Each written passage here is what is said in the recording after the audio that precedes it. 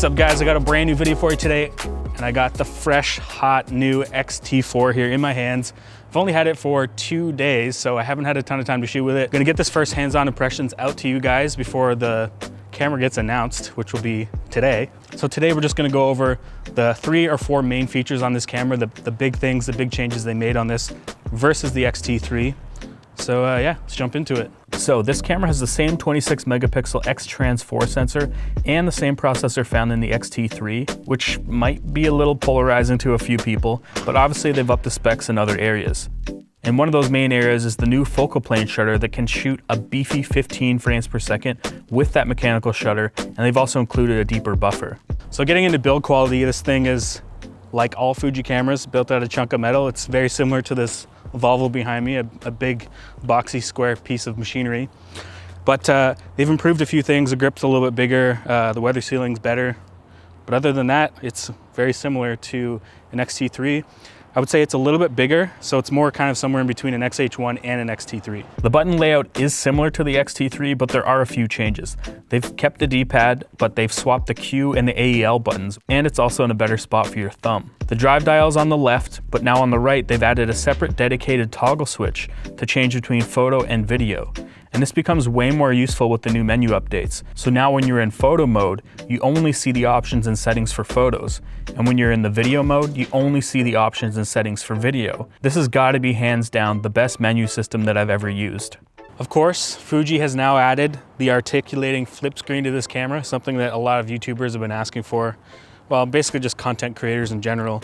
You're able to get your high angles, your low angles, and then you can actually vlog and see yourself. And it's really nice to have on this camera. They've upped the resolution on it as well.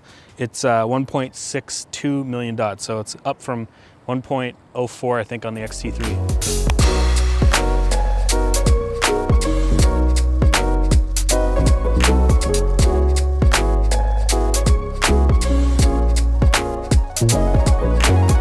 So the next main feature that Fuji has added to this camera, which has answered a lot of people's prayers, and that's IBIS. You know, it's one of the big comments I get. I can't take photos, I can't take video without IBIS.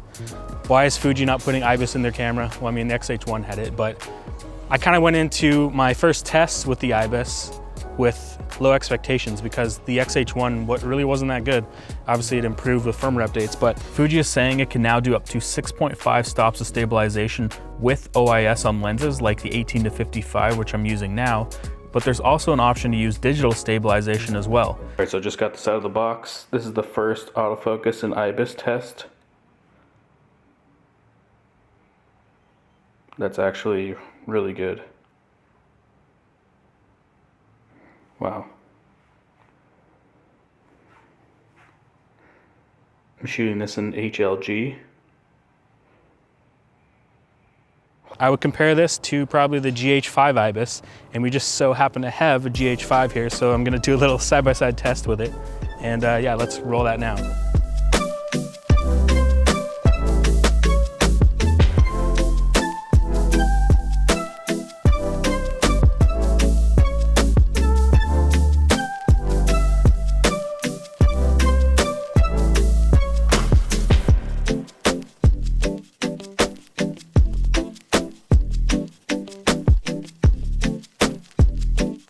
They said that this camera has improved autofocus algorithms, and they do seem pretty snappy. They've also added a new wide tracking mode similar to what Sony has with real-time tracking. You can now tap on the object you want the camera to follow and it'll track it in the frame. Now it's not perfect, but that could be because this is pre-production firmware, and I have a feeling it's definitely gonna get better with time. Okay, so the last big improvement is definitely the battery life. Finally, Fuji's put a new battery into this camera, and it's now called the NPW235. And it's basically twice the capacity as the old battery, coming in at 2200 milliamps, which is actually one of the biggest upgrades that I'm happy about in this camera. They've given it a rating of 600 shots versus 390 on the X-T3, and if you get the battery grip, that'll increase to 1700 shots. And I think they're being a bit conservative on the battery life. I think this camera could probably shoot way longer. I've been shooting with it all day today, photos and videos, and we're still on the same battery, and I'm not even touching half yet. So battery life is way more improved, and I'm excited to shoot more with this camera once I get a bit more time with it. get out and do some real world shooting and stuff like that. And hopefully Fuji will let me keep it so I can do that for the full review. So I mostly talked about the external hardware, but there are a lot of new firmware things to cover as well, like the new tone curve adjustments and film simulations like classic negative, you turn a bleach bypass, and the ability to change the AF box in video now, to name a few.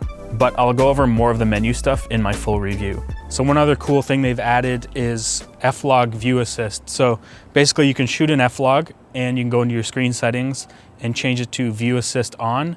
And then it's basically giving you kind of like a Rec 709 look on your screen, but it's still recording the log image. And it just kind of helps with you for judging exposure and also pulling focus, because it's kind of hard when you're in a log format. Okay, so we have come to the point in the video where I need to point out some things that I'm not super stoked about on this camera, and it only comes down to a few things. So first, they ditched the headphone jack on the body and put it in the grip like they did with the XH1.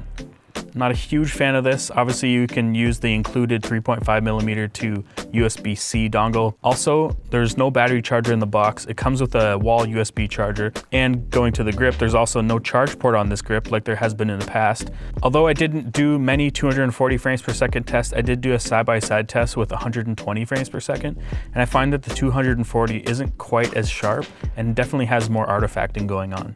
All in all, it's a really nice camera, and it comes in at 1,700 bucks, so you're getting so much for your money, like so much value, all the features you're getting for that price. It has the same great image quality as the X-T3, but now with faster autofocus, a 15 frames per second mechanical shutter, the same 4K DCI, 24 frames per second, up to 400 megabits per second, 4K 60 10-bit internal, 420, and 422 external. Same awesome rolling shutter performance, and I'm saying that as a good thing. And now it has up to 240 frames per second in 1080p, an awesome 6.5 stops of IBIS when you're using lenses with OIS. We've got the flippy screen, way better battery life, new film simulations, and the list goes on.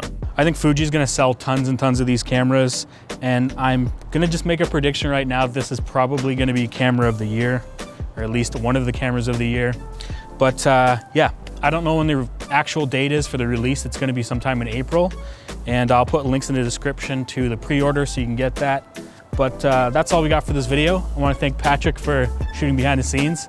And yeah, if you like this video, give it a thumbs up. If you dislike this video, give it a thumbs down twice. Don't forget to hit that notification bell. See you guys in the next one. Got my shirt undone here now. Lee Undone. He's crazy. With it all day, photos. It's a combination of photos and videos, photos. So what was I talking about? Because those are the biggest changes. I think they probably should have named this the X-T3S.